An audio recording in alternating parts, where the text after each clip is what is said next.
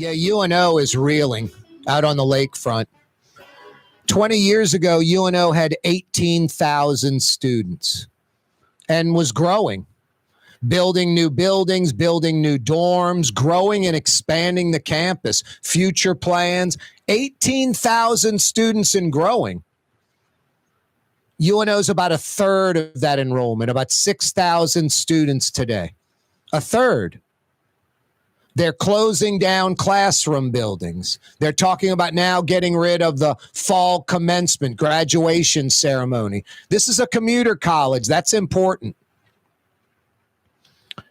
Central Florida and South Florida universities in the state of Florida. One's in Tampa, one's in Orlando.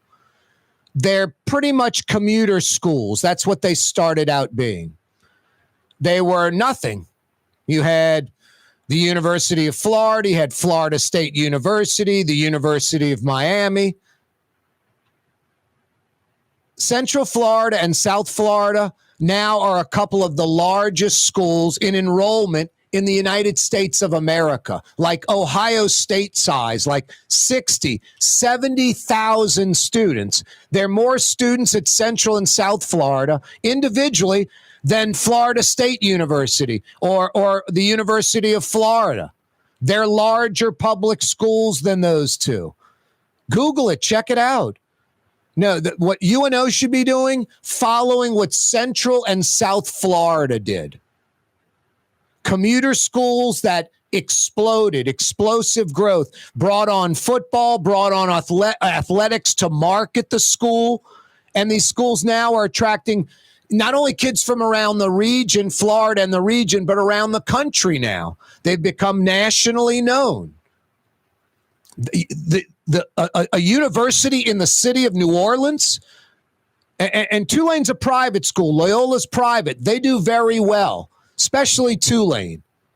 Huge endowment, on cruise control. These East Coast kids, New York, New Jersey kids, yeah, it's the Ivy League of the South.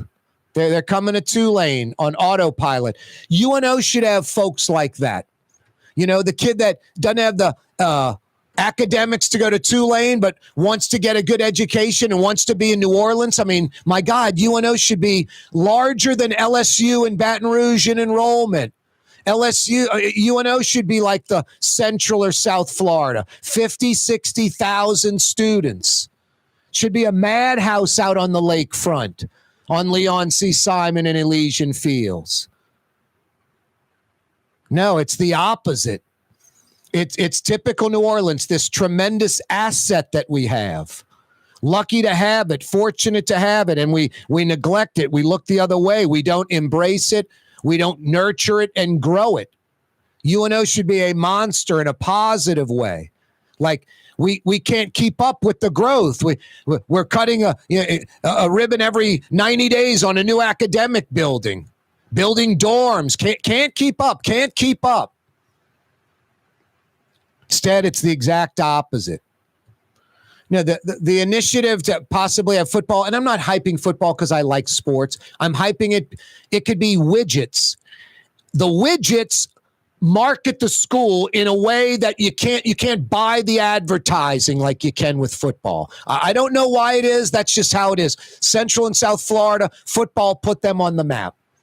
And that's when those schools had explosive growth, plus focusing on academics and marketing it. But football is an easy way to do it, and it's cheap as far as what you're getting, the bang for the buck, the marketing. UNO leaves it up to the students and a student fee if they're going to have football or not. This isn't LSU. Hey, the student fee to build the new, rec center. These are students that are embedded at LSU. They're there for at least 4 years. They love it. It's not a commuter situation. UNO is a bunch of, some of these students voting for it are 30, 40, 50 years old. They don't give a crap about football, and they're not thinking about how it benefits the school. They're worried about their family, their job. They're at UNO just to take some credits towards getting a degree.